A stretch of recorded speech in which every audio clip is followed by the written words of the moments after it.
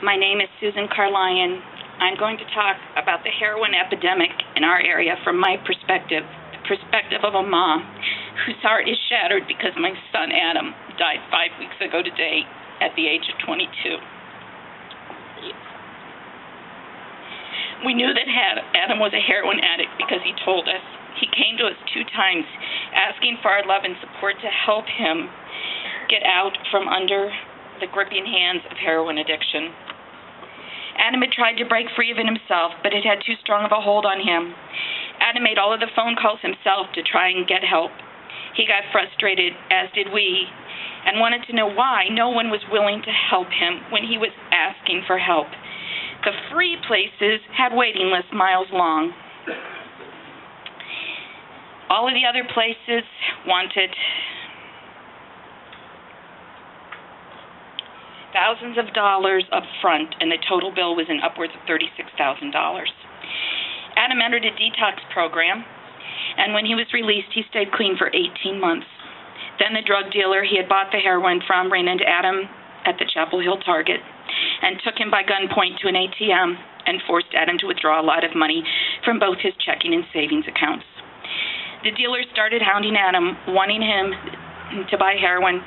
Adam's resolve collapsed, and he was using again.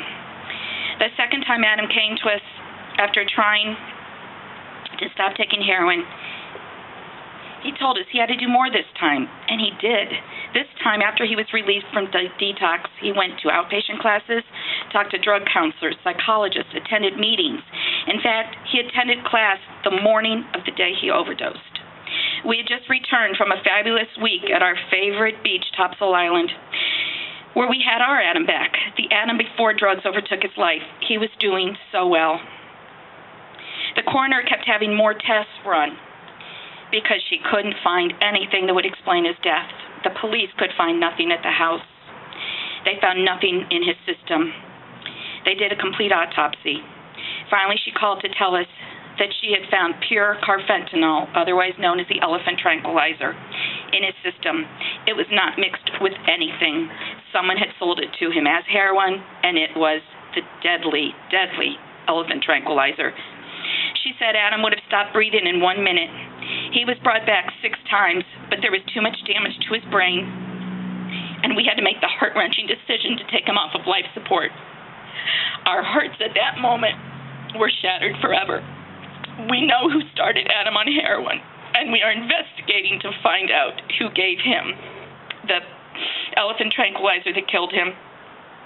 We had a Narcan kit in our house, but Narcan does not stand a chance of reversing this kind of overdose with this elephant tranquilizer.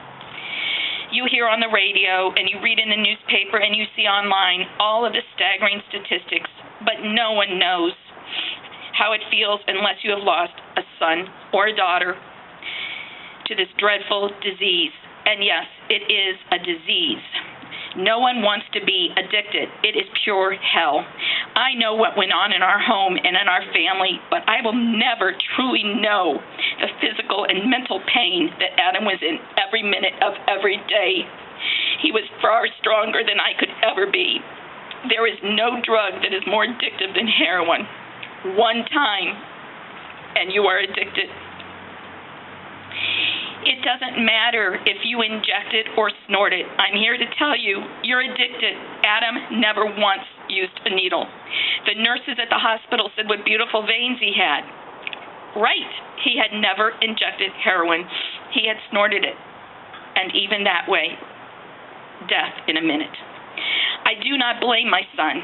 Yes, he did say yes that first time, but I blame the drug dealers and the drug suppliers. They must be found, removed from society, and put in jail. Everyone makes mistakes or poor decisions in their lifetime. Adams took control of him and his life and killed him. The drug dealers and suppliers killed him. Addiction rules users' lives, and they don't know how to live without heroin. There are medicines to help with withdrawal and medicines to curb the high. Why do we not have a medicine to stop the cravings? That is the bottom line. That is what these people are going through, the craving for it constantly. More so than being starving and needing to eat or not being able to sleep, which Adam could not sleep for months and months. Adam was a wonderful young man, and I was always so proud of him. That hasn't changed. He had such terrific qualities about him. He was a great student and a very hardworking employee. He was so kind and thoughtful and funny. His voice imitations were the best. Heroin addiction crosses all races, religions, economic groups, and cities. Stow is getting hit extra hard. It must stop. It is too late for our beloved son, Adam, but it is not yet too late for others. Adam didn't want anyone to know about his addiction because there is such an awful stigma associated with it. Adam was ashamed and mad at himself. He believed people would look at him differently and treat him differently. Sadly, he was right.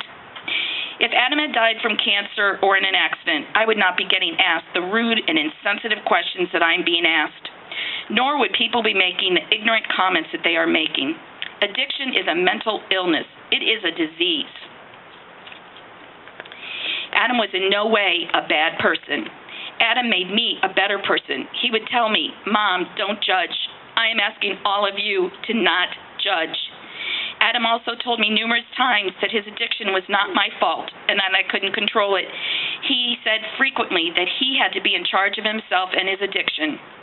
All that I have left now of my beautiful son Adam are the pictures, the videos that people thankfully have posted on my Facebook wall, so I won't forget his voice and see him talking and laughing.